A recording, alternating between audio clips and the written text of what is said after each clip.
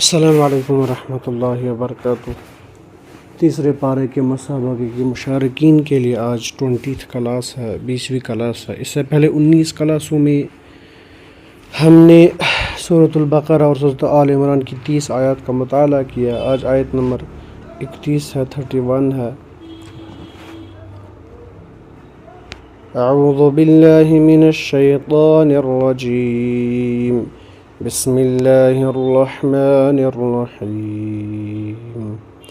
قل ان کنتم تحبون اللہ فاتبعونی یحببکم اللہ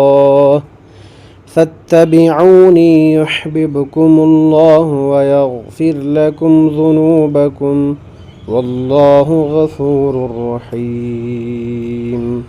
قل اطیعوا اللہ والرسول فإن تولوا فإن اللہ لا يحب الكافرین۔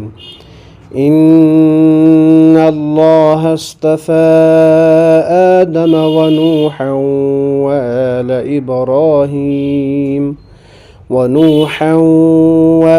إبراهيم وآل عمران على العالمين ذرية بعضها من بعض والله سميع عليم۔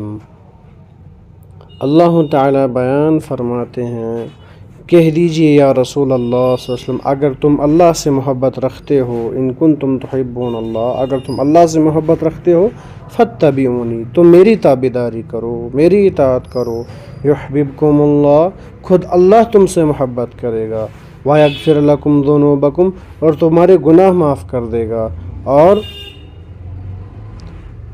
اللہ تعالیٰ بڑا بخشنے والا ہے، واللہ غفور الرحیم۔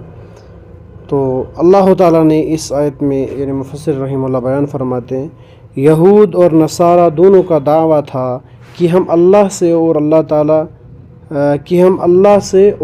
تعالیٰ کو ہم سے محبت ہے، یعنی وہ کہتے تھے ہم اللہ سے محبت کرتے اور اللہ ہم سے محبت کرتا ہے۔ بالخصوص عیسائیوں نے حضرت عیسیٰ و مریم علیہم السلام کو تعظیم و محبت میں اتنا غلو کیا، یعنی عیسیٰ کی محبت میں، مریم کی محبت میں اتنا غلو کیا کہ انہیں درجہ الوہیت پر فائز کر دیا، یعنی ان کو معبود بنا لیا، ان کو عبادت کے لائق قرار دیا، نعوذ باللہ۔ اس کے بابت بھی ان کا خیال تھا کہ ہم اس طرح اللہ کا قرب اور اس کے رضا و محبت چاہتے ہیں، یعنی وہ اس کے ذریعے سے یہ چاہتے تھے کہ ہم جتنا جو ہے ان کی تعظیم کریں گے، محبت کریں گے، شاید اتنا بڑا درجہ دیں گے، اس سے اللہ ہم سے محبت کرے گا۔ اللہ تعالیٰ نے فرمایا کہ ان کے دعووں اور خود ساختہ طریقوں سے اللہ کی محبت اور اس کی رضا حاصل نہیں ہو سکتی، یعنی خود کوئی دعویٰ کرے مجھے اللہ سے محبت ہے، اللہ کو مجھ سے محبت ہے، یہ دعویٰ تب تک پورا نہیں مانا جائے گا۔ خود اپنے طریقے بنانا، اپنی عبادات کرنا، یہ محبت کی نشانی نہیں ہے، بلکہ محبت کا ایک ہی طریقہ ہے، وہ کیا ہے؟ میرے آخری پیغمبر پر ایمان لاؤ اور اس کی پیروی کرو۔ یعنی اگر تم کہتے ہو ہمیں اللہ سے محبت ہے تو اس کا جو ہے عملی ثبوت کیا ہے؟ تم نبی صلی اللہ علیہ وسلم پر ایمان لاؤ اور اس کی پیروی کرو۔ اس آیت نے تمام دعوے داران محبت کے لیے ایک کسوٹی اور معیار مہیا کر دیا، یعنی ایک معیار مقرر کیا کہ اگر محبت کے دعوے میں سچا بننا چاہتے ہو تو محبت الہی کا طالب اگر اتباع محمد کے ذریعے سے یہ مقصد حاصل کرنا چاہتا ہے تو پھر یقیناً وہ کامیاب ہے، ٹھیک؟ یعنی اگر وہ رسول کی اتباع کرتا ہے، اسی سے اس کی پیروی کرتا ہے تو اس کو اپنی محبت میں پھر سچا ہے، اور اپنے دعوے میں وہ سچا ہے، ورنہ وہ جھوٹا بھی ہے اور اس مقصد کے حصول میں ناکام بھی رہے گا، یعنی اس کو یہ مقصد کبھی حاصل ہی نہیں ہوگا۔ جب تک ایک بندہ اللہ کے نبی کی پیروی اتباع نہیں کرتا، وہ تب تک اللہ کی محبت کو پا ہی نہیں سکتا۔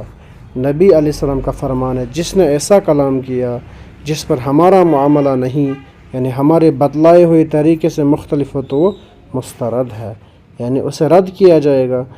جیسے من عمل عملا لیس علیہ امرنا فہو رد، من احدث فی امرنا ھذا ما لیس منہ فہو رد، کہ حدیث جس نے ہمارے دین میں کوئی ایسا معاملہ، ایسی چیز ایجاد کی جو ہمارے طریقے کے مطابق نہ ہو، ہماری بتائی ہوئی چیز نہ ہو، تو وہ رد ہے، وہ قبول نہیں کی جائے گی۔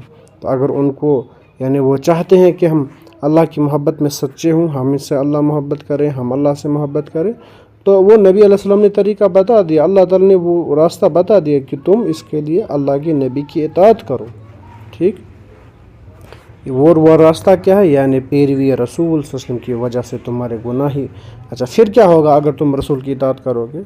اللہ سے محبت کے دعوے میں بھی سچے، اور اس وجہ سے تمہارے گناہ معاف نہیں ہوں، خالی گناہ ہی معاف نہیں ہوں گے، یہ تو ایک کام ہے گناہ معاف ہوں گے، دوسرا بلکہ تم محب سے محبوب بن جاؤ گے۔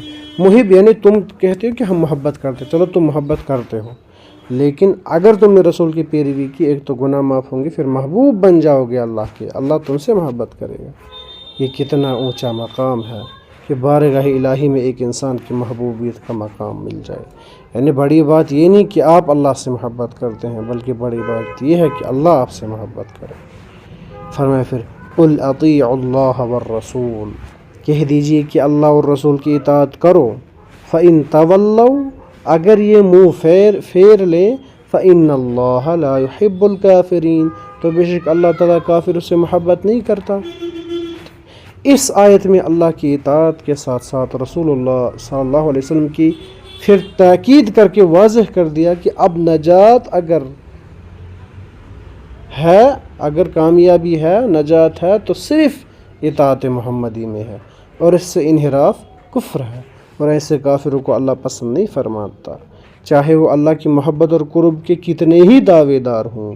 جیسے اہل بدعت، اہل شرک، اگر وہ کہتے ہیں ہمیں اللہ سے محبت ہے، نئے نئے طریقے ایجاد کرتے ہیں، نئی نئی باتیں بیان کرتے ہیں۔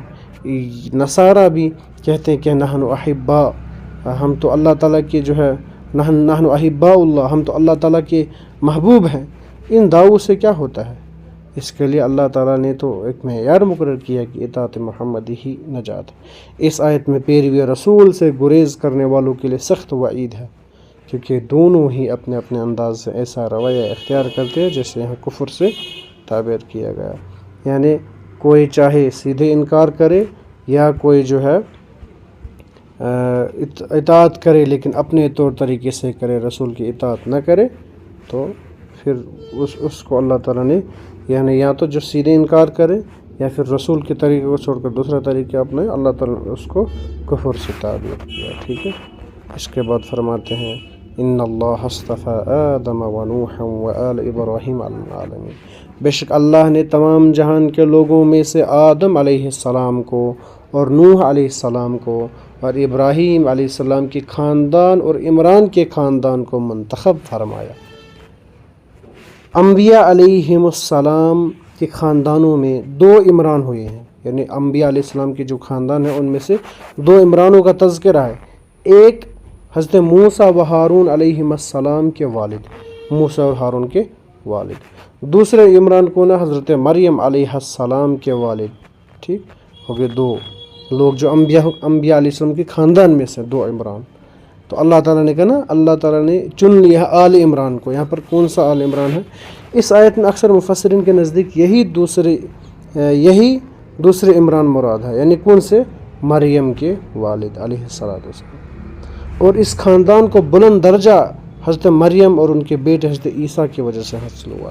اب اگر سوال ہو کہ اللہ تعالیٰ نے کہا، اللہ تعالیٰ نے عمران اور کے خاندان کو جو ہے بلند درجہ دیا، تو کون سے عمران ہے؟ موسیٰ و ہارون کے والد نہیں، بلکہ مریم علیہ السلام کے والد، ٹھیک۔ حضرت مریم علیہ السلام کی والدہ کا نام مفسرین نے حنہ بنت فاقود لکھا ہے، تفسیر قرطبی ابن کثیر میں ہے۔